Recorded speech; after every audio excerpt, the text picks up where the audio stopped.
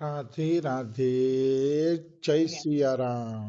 રાધે રાધે, જય સિયારામ, જય સિયારામ. આપણે ઠાકુર સેવા કેવી રીતે કરવી એના ઉપર પ્રવચન ચાલે છે. તો એમાં આપણે આગળ વધીએ તો પ્રશ્ન એવો આપણે ચાલતો હતો કે હિન્દુમાં અનેક દેવી દેવતા છે, તો કોઈ એક ઠાકુરને ઘરમાં પધરાવી તો બીજા નારાજ થશે કે નહીં? તો એનો જવાબ આપણે આવી ગયો છે કે એ નારાજ થશે નહીં, કારણ કે તત્વથી બધાય ભગવાન એક છે, એટલે ભગવાનને એકબીજા હારે વિરોધ નથી. બરોબર. પછી એમાં પ્રશ્ન એવો હતો કે ઠાકુર સાકાર છે કે નિરાકાર? જો નિરાકાર હોય તો ઠાકુર મૂર્તિની પૂજા કરવાની જરૂર શું છે?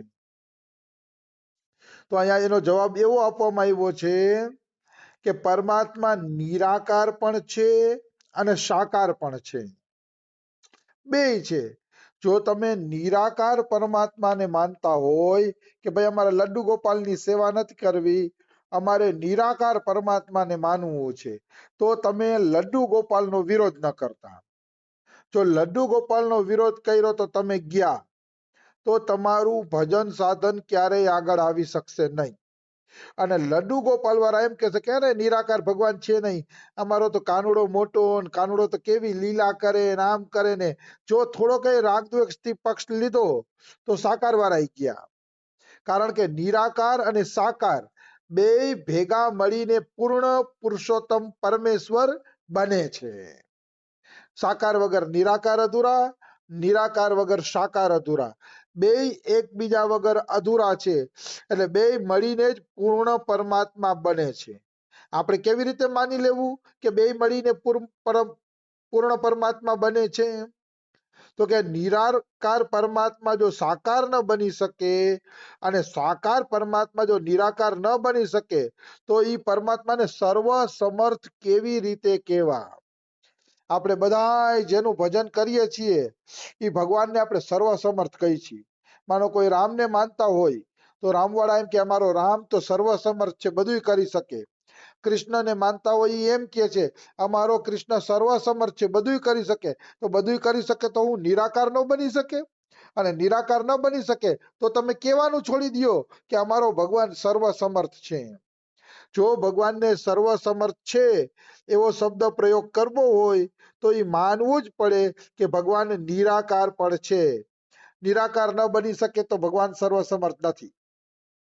એટલે સાકાર અને નિરાકાર બંને સાથે મળીને પૂર્ણ પરમાત્મા બને છે.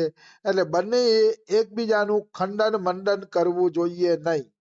આમ જોઈએ તો કોઈ આધ્યાત્મિક વાતનું ખંડન મંડન કરવું જ ન જોઈએ, કારણ કે બધી આધ્યાત્મિક વાતો સત્ય છે. એકેય આધ્યાત્મિક વાત ખોટી નથી, કેવળ આપણી બુદ્ધિ ત્યાં પહોંચતી નથી, આપણી બુદ્ધિ એને સમજી શકતી નથી. બાકી શાસ્ત્રો અને સંતોની એક વાત સત્ય છે, પૂર્ણતયા સત્ય છે. આવી વસ્તુ છે. ઘણા લોકો એમ કહેતા હોય કોણ કોણમાં ભગવાન છે, પણ પછી મૂર્તિ પૂજાનો વિરોધ કરતા હોય. અરે હિન્દુ લોકો તો મૂર્તિ પૂજા કરે છે ને મૂર્તિના પૂજક છે ને મૂર્તિમાં ક્યાં પ્રાણ છે ને, અને વાતું એમ કરતા હોય કે કોણ કણમાં ભગવાન છે. તો જો કોણ કણમાં ભગવાન હોય તો મૂર્તિમાં તો અનેક કણો છે. એનો અર્થ એમ થયો કે મૂર્તિમાં ઠસાઠસ ભગવાન ભરેલો છે. કારણ કે મૂર્તિની અંદર એક જ કણ થોડા છે, મૂર્તિની અંદર તો અનેક પ્રકારના કણ છે. કેટલાય કણ ભેગા મળીને મૂર્તિ બની છે. એટલે જો કોઈ એમ કહેતું હોય કે કણ કણમાં ભગવાન છે, તો એ વાત માનવી જ પડે કે મૂર્તિમાં ઠસાઠસ ભગવાન છે. જો કણ કણમાં ભગવાન માને અને મૂર્તિમાં ભગવાન ન માને તો માની લેવાનું કે એની વાત ખાલી એના મોઢા પૂરતી જ છે, અંતરથી એને કાંઈ અનુભવ નથી.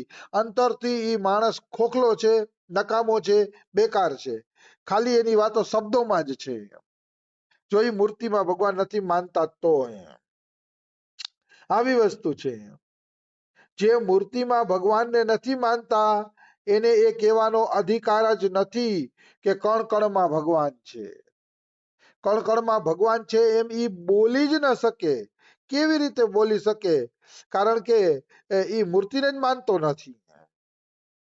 जो कहीं हो कहीं न हो वे भगवान नहीं होते। ક્યાંક હોય અને ક્યાંક ન હોય તો એ ભગવાન કહેવાય જ નહીં. ભગવાન એને જ કહેવાય કે જે બધી જગ્યાએ હોય. કોઈ એમ કે ભાઈ મૂર્તિમાં ભગવાન છે બાકી અમે બીજા કોઈ ભગવાનને ન માની તો એ ગલત છે. કારણ કે જે મૂર્તિમાં ભગવાન છે એ બીજે હોય જ, બીજે ન હોય એને ભગવાન ન કહી શકાય. આવી વસ્તુ છે. वास्तव में भगवान सब जगह है, सब समय में है और सबके है. ભગવાન બધી જગ્યામાં છે, બધાય સમયમાં છે અને બધાના ભગવાન છે. એવું ક્યારેય નહીં માનવાનું કે આના ભગવાન છે અને આના ભગવાન નથી.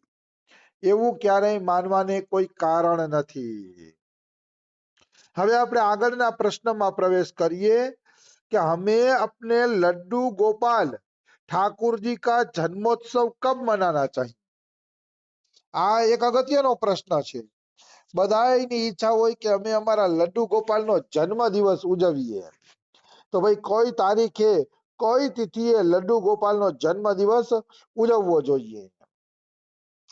તો અહીંયા લખ્યું છે કે રામનવમી છે, કૃષ્ણ જન્માષ્ટમી છે, ઈ ઉપરાંત વૈષ્ણવોના જેટલા ધાર્મિક ત્યોહાર આવે છે ઈ બધા ધાર્મિક ત્યોહાર ઉત્સાહપૂર્વક મનાવવા જોઈએ. અવશ્ય ઉત્સાહપૂર્વક, મતલબ આપણા લડ્ડુ ગોપાલનો જન્મદિવસ તો ઉજવવો જ જોઈએ, પણ જન્માષ્ટમીના દિવસે ખાસ લડ્ડુ ગોપાલના જન્મોત્સવ જેવો જ ઉત્સવ કરવો જોઈએ. કારણ કે ત્યારે વાસ્તવિક રીતે કૃષ્ણ પ્રગટ થયા હતા. એટલે ઈ દિવસોમાં પણ મોટા મોટા ઉત્સવ થવા જોઈએ. રામનવમી છે, જન્માષ્ટમી છે, વામન જયંતી છે, આવા જે ભગવાનના અવતારોની જયંતી છે એમાં મનુષ્યએ ખરેખર ઉત્સાહપૂર્વક ભાગ લઈને ઉત્સવ કરવા જોઈએ. પણ અહીંયા પ્રશ્ન તો અધૂરો રહી ગયો કે આપણા લડ્ડુ ગોપાલનો જન્મદિવસ ક્યારે કરવો. તો કે જે તિથિએ તમે લડ્ડુ ગોપાલ લીધા હોય એને 1 વર્ષ પૂરું થાય અને પાછી ઈ તિથિ આવે ત્યારે લડ્ડુ ગોપાલનો જન્મદિવસ ઉજવવો જોઈએ. માની લ્યો કે તમે લડ્ડુ ગોપાલને હોળીના દિવસે પધરાવ્યા ઘરમાં, તો પછી હામી હોળી આવે, બીજી હોળી આવે ત્યારે હોળીના દિવસે લડ્ડુ ગોપાલનો જન્મદિવસ ઉજવવો જોઈએ અને ખૂબ જ ધામધૂમ પૂર્વક ઉજવવો જોઈએ. મતલબ જે દિવસે તમે લડ્ડુ ગોપાલને પધરાવો ને એ જ દિવસે તમારા ઘરમાં લડ્ડુ ગોપાલનો જન્મ થયો એમ માનવામાં આવશે. કોઈ હોળીના પધરાવે, કોઈ વસંત પંચમીના પધરાવે, કોઈ દિવાળીના પધરાવે, જ્યારે જેના જે લડ્ડુ ગોપાલ જે તારીખે પધરાવ્યા હોય એ તારીખે એનો જન્મદિવસ ઉજવી શકાય. તો કે જન્મદિવસ કેવી રીતે ઉજવવો? ચાલો આપણે ઉજવવો છે, પણ કેવી રીતે ઉજવવો? તો કે તે દિવસે ઠાકોરજીના જન્મોત્સવના દિવસે ભજન કીર્તનની સાથે ઉત્સાહપૂર્વક મનાવવો જોઈએ. ખૂબ ભજન કીર્તન થવા જોઈએ, પાસ પડોશીઓને બોલાવવા જોઈએ અને સમૂહ કીર્તન થવા જોઈએ. હા, પાસ પડોશી કોઈ નાસ્તિક હોય ને ન આવતા હોય તો એકલાય કીર્તન કરી શકાય, પણ પાસ પડોશ વાળા ભગવાનનું ભજન કરતા હોય તો એવા લોકોને પણ બોલાવીને સાથે મળીને સમૂહ કીર્તન કરવા જોઈએ. કારણ કે ઉત્સવની શોભા તો ભક્તોના સમૂહમાં જ છે. ઘણા લોકો એમ કહેતા હોય કે અમે એકલા એકલા ઉત્સવ કરી લઈએ છીએ, પણ એને ઉત્સવ ન કહેવાય. હા, ભાવ તો કહી શકાય, ભાવ તો કહી શકાય કે એકલાય ભગવાન હારે ભાવ કરી શકાય, પણ ઉત્સવ તો એને જ કહેવાય કે જેમાં સમૂહ ભેગા થયા હોય, અખંડ હરિકીર્તન હાલતા હોય, ભક્તો નાચતા હોય, ગાતા હોય અને એને દહીં દૂધના છાંટડા ઉડતા હોય. આ જન્મ દિવસે એને જ ખરેખર ઉત્સવ કહેવામાં આવે છે. આપણે એકલા એકલા ઉત્સવ કરીને એને ભાવોત્સવ કહેવાય. એ આપણી ભાવનાનો ઉત્સવ છે, એ પણ ઉત્સવ છે પણ એ ભાવનાનો ઉત્સવ છે. અને આ જે ઉત્સવ છે એ બધા ભક્તોને લાભ મળે એવો ઉત્સવ છે. એટલે પાસ પડોશને બોલાવવા જોઈએ અને એ પાસ પડોશ વાળા જો લડ્ડુ ગોપાલ રાખતા હોય તો એના લડ્ડુ ગોપાલને બધાયને આમંત્રણ આપવું જોઈએ અને તે દિવસે મંદિરમાં લડ્ડુ ગોપાલની લાઈન કરી દેવી જોઈએ. મતલબ માની લ્યો કે આપણા પાસ પડોશમાંથી 10 જણા લડ્ડુ ગોપાલ રાખે છે, 10 જણા, તો એ 10 લડ્ડુ ગોપાલને બોલાવા જોઈ, આપણા ઠાકોરની આજુબાજુ એને પધરાવા જોઈ, પધરાવીને એකිયારે બધાયનો ભોગ લાગે, એකිયારે બધાયની આરતી થાય, તો ઠાકુરને પણ આનંદ આવી જાય, એને પણ મોજ આવી જાય. કાલો આજે અમે ભક્તો સાથે અને અમારા સ્વરૂપ સાથે અમે રમણ કર્યું. ભગવાનને પણ ખૂબ આનંદ આવે છે. અમારે અહીંયા મજાની વાત છે હો. જ્યારે નારણભાઈ કે ગૌશાળામાં ઉત્સવ કરે, અમારા ગૌશાળામાં સરસ મજાનો ગુજરાતીનો ઉત્સવ થાય ને, ત્યારે ખાટલા જેવડો જ હિંડોરો બનાવે. ખાટલા જેવડો હિંડોરો એટલે બનાવે કે જેટલા ગુજરાતીના ઘરે ઠાકોરજી પૂજાતા હોય ને, એ બધા હિંડોળામાં ઝૂલવા માટે લઈ આવે.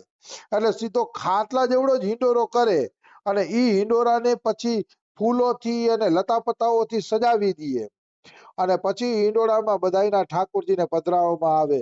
ઓહો, દ્રશ્ય થાય કોઈ બહુ સુંદર અને જોરદાર દ્રશ્ય થાય. એ દ્રશ્ય જોઈને આપણે આનંદમાં આવી જાય, મોજ આવી જાય. એવું સુંદર મજાનું દ્રશ્ય ઉપસ્થિત થાય. કારણ કે બધાએ પોતાના ઠાકોરજીને શણગારીને એમાં બેસાડ્યા હોય, એટલે ઠાકોરની અલૌકિક શોભા અને દિવ્ય શોભા થતી હોય, બહુ આનંદ આવે એમ. તો ઉત્સવ તો એને જ કહેવાય કે જે સમૂહમાં થાય.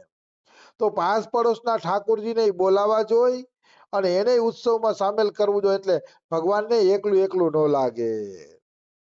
આવી વસ્તુ છે. પછી ઈ દિવસે જેટલા ઠાકોરને બોલાવ્યા હોય એ બધાય ઠાકોરને માખણ મિશ્રીનો ભોગ લગાડવો જોઈએ, લાડવાનો ભોગ લગાડવો જોઈએ, આનંદપૂર્વક ભોજન કરાવવું જોઈએ. એને આમ ગોકુળિયું યાદ આવી જાય ને એવું ભોજન કરાવવું જોઈએ માખણ મિશ્રીનું, કે એને કાનુડાને પણ ગોકુળ યાદ આવી જાય કે ગોકુળમાં હું ખૂબ માખણ મિશ્રી ખાતો. એટલે આ રીતે ભોગ પણ લગાડવાનો. તો ચાલો ઠાકોરને તો ભોગ લગાડી દીધો, પણ ભક્તોએ શું કરવાનું? અહીંયા બેહીને ગપ્પા મારવાના? તો કે ના, કીર્તન કરવાના, કથા કરવાની અને ગીતા, સુંદરકાંડ, રામચરિત માનસના પાઠ પણ સંભવ હોય તો કરવા જોઈએ. અહીંયા કોકને પ્રશ્ન થશે કે લડ્ડુ ગોપાલનો જન્મ અને સુંદરકાંડ અને રામચરિત માનસના પાઠ શું કામ? તો કે એમાં કોઈ ભેદ નથી. રામ અને કૃષ્ણમાં કોઈ ભેદ નથી. કૃષ્ણના જન્મ દિવસે રામાયણના પાઠ કરો તો કાનુડો પ્રસન્ન થાય. મોટા ભાગના અહીંયા ચૈત્રી નવરાત્રીમાં અને આસો નવરાત્રીમાં રામચરિત માનસના પાઠ કરતા હોય છે. લ્યો, નવરાત્રી તો દેવીનો ઉત્સવ છે, પણ એ દેવીના ઉત્સવમાં મોટા ભાગના લોકો રામાયણનું નવાન પારાયણ કરતા હોય છે. રામાયણનું 9 દિવસનું પારાયણ કરતા હોય છે. શું કામ? તો કે કોઈ પણ પવિત્ર દિવસમાં કોઈ પણ પવિત્ર દેવની આરાધના કરો, તમને પૂરું ફળ મળે છે, કોઈ દોષ લાગતો નથી. પવિત્ર, કારણ કે માતાજી રામ કૃષ્ણ આ તે અલગ છે જ નહીં. એટલે બધી પવિત્ર દિવસોમાં બધા પ્રકારની પવિત્ર આરાધના કરી શકાય છે. એટલે મનુષ્યએ ક્યારેય એવું માનવું જોઈએ નહીં કે રામનો જન્મદિવસ છે તો કૃષ્ણના પાઠ ક્યાં કરવા, કે કૃષ્ણનો જન્મદિવસ છે તો રામાયણના પાઠ ક્યાં કરવા, એવું ક્યારેય વિચારવું જોઈએ નહીં. અમારે તો એ રાધાષ્ટમી હોય ને ગુજરાતી કોલોનીમાં, તો રાજીબેન ને બધા શ્રીરામ જયરામની ધૂન બોલાવતા હોય. શ્રીરામ જયરામની ધૂન પણ અમારે હાલતી હોય. એનું કારણ છે કે એવું કઈ જરૂરી નથી કે રાધાષ્ટમીના દિવસે રાધા નામની જ ધૂન બોલાય, રામની કે કૃષ્ણની પણ બોલાઈ જાય તો કઈ વાંધો નથી. હા, ઈ અલગ વાત છે કે તેથી રાધાજીના ગુણગાન ગાય તો વધારે સારું, કારણ કે એનો જન્મદિવસ હોય એટલે બધા એનો ભાવ થતો હોય કે કઈક રાધાજીની મહિમા ગાઈએ, તો એમાં કઈ વાંધો નથી ને ઓમાંય કઈ વાંધો નથી.